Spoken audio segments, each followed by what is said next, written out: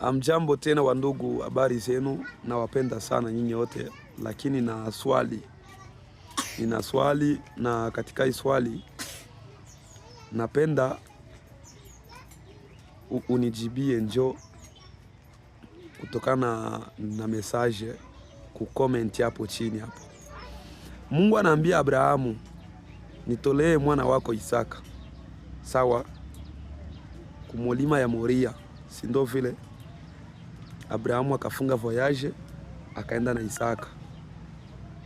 Ufika kule, Abrahamu hawakuambia na bibi yake, na balala mwele usiku, hawakuambia na bibi yake, akanyamanza. Ni sekre yake yeye na Mungu, gisi Mungu alimwambia. Hivi mie wala gisi weye unajua wanawake, ndugu yangu, mwenzangu mwanaume.